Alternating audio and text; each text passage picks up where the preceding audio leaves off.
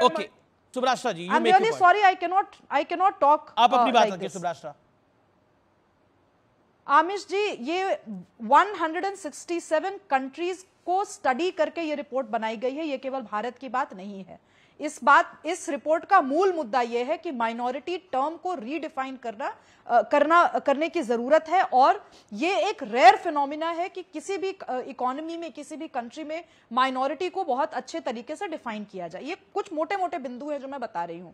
इस रिपोर्ट का यह भी कहना है कि 167 कंट्रीज में से 123 देश ऐसे हैं जहां पे माइनॉरिटीज की पॉपुलेशन बढ़ी है।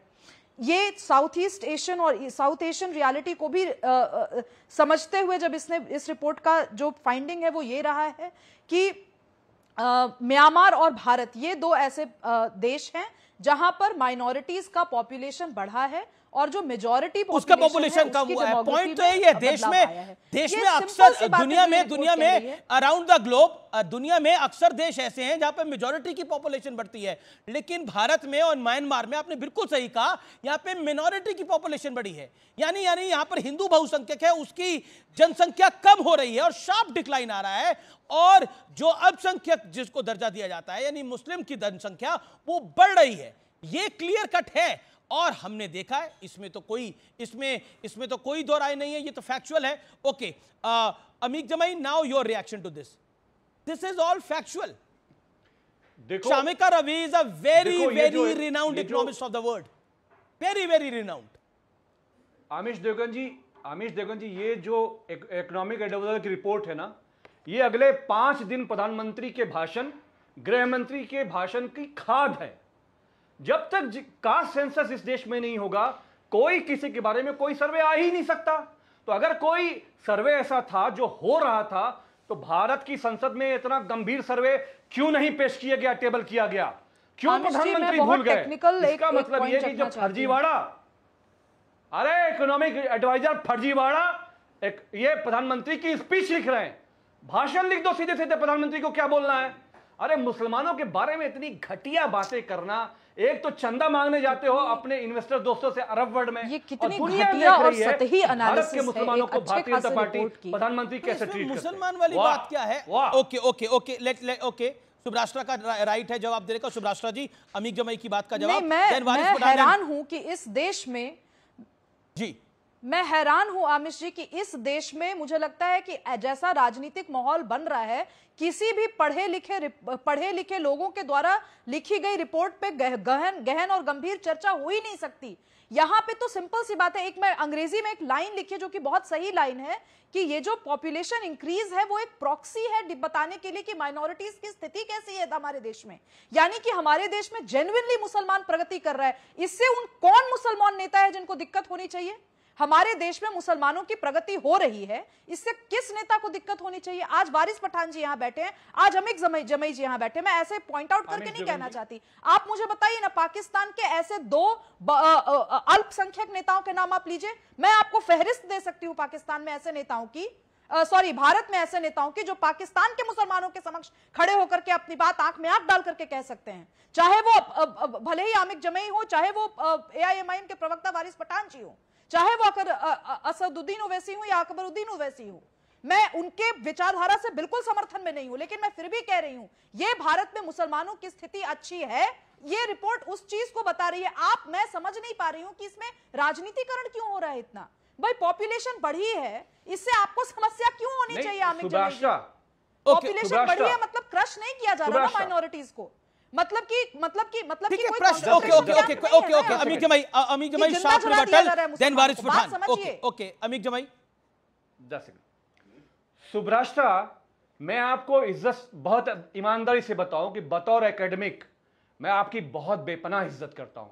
आप मुझे बताओ कि जब यूनिवर्सिटी में आप कोई रिसर्च करते हो, एक साल लग जाते हैं किसी एक इशू पे रिसर्च करने में, 125 करोड़ लोगों का एक्सरे इकोनॉमिक एडवाइजर रात में ख्वाब देखता है और लाके बताता है प्रधानमंत्री जी को, हिंदू तो घट रहे हैं, आपने रिपोर्ट पढ़ी नहीं है आमिर जी, तो मैं कैसे बात करूं? इकोनॉमिक एडवाइजर के पास से लेकर ना इकोनॉमी का सेंस है, ना आर्थिक जानकारी है, ना कोई सर्वेक्षण है, ना कोई सर्वे है। अरे भाषण लिख दो भैया, देशों का भाषण लिखने का शौक है, ये भारत के सिर्फ मुसलमानों पे स्टडी नहीं है आमिर जी।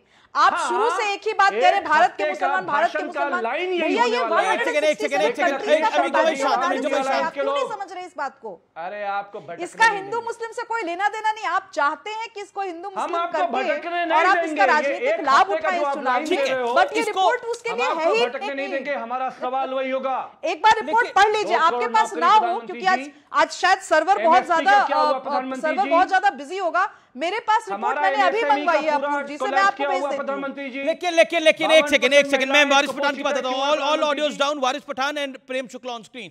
वारिस Pathan, the straight question is this, आज का सबसे स्पष्ट सवाल यही है, जब ये रिपोर्ट आई है तो इसको हिंदू मुसलमान में धर्म के चाशनी में क्यों ओढ़ा जा रहा है विपक्ष द्वारा? प्रश्न ये है कि जब मुस्लिम आबादी बढ़ रही है, जब मुस्लिम पॉपुलेशन वाइज फ्लरिश कर रहा है, तो फिर ये नैरेटिव क्यों बांटने की जरूरत है कि मुसलमान के साथ गलत हो रहा, अल्पसंख्यकों के साथ गलत हो रहा? पहले तो ये रिपोर्ट कहां से आई, क्या आई, किसको पता नहीं है, और इस वक्त क्यों लाने की जरूरत पड़ गई? रिपोर्ट आपको 3 तो किस वक्त लानी चाहिए थी? उसके बाद ये रिपोर्ट कब किस वक्त टारगेट कर दो। इसके पहले भी तो अमीश भाई जब सब बोल रहे थे आप खामोश बैठते थे कि वापस रिपीट करूंगा, टाइम आपका खोटी होगा, मेरे को फर्क नहीं पड़ता है। इस वक्त टाइमिंग देखिए आप अमीश भाई, 3 चुनाव के चरण हो गए, 3 फेज पोल का हो गया, बीजेपी को समझ में आ गया कि 150 पार करना भी नामुमकिन हो गया है। अब उस वक्त ऐसा रिपोर्ट लाते हो जो पता नहीं कहां से आता है। अरे एक रिपोर्ट और भी दर्शाता है कि मुसलमानों के अंदर जो फर्टिलिटी रेट है वुमेन का वो कम हो चुका है। दूसरा ये भी बताता है कि मुसलमान हाईएस्ट यूजर है कॉन्डोम्स के देश के अंदर, डेटा दर्शाता है, तो उसकी भी बात करिए। लेकिन नहीं, इसको पोलराइज ही करेंगे, आपको डेवलपमेंट विकास की बात नहीं करना है। आपको ये मुद्दा बन गया है क्या चुनाव का अभी कि मुसलमानों को गाली बको, पाकिस्तान लाओ, औरंगजेब लाओ, जिन्ना लाओ, इसी बुनियाद के ऊपर बीजेपी आके प्रेम शुक्ला, लेकिन बहुत बड़ी खबर आ रही है। प्रेम शुक्ला 30 सेकंड फैलाने का मुसलमानों के खिलाफ उसी बेसिस के ऊपर आ गई है बीजेपी अभी। प्रेम शुक्ला जी 30 सेकंड। देखिए कहीं से भी इस रिपोर्ट के इस समय आने पर आपत्ति होनी क्यों चाहिए? रिपोर्ट की प्रामाणिकता पर चर्चा होनी चाहिए, उसमें जो आंकड़े हैं वो फैक्ट है कि नहीं, इस पर चर्चा होनी चाहिए।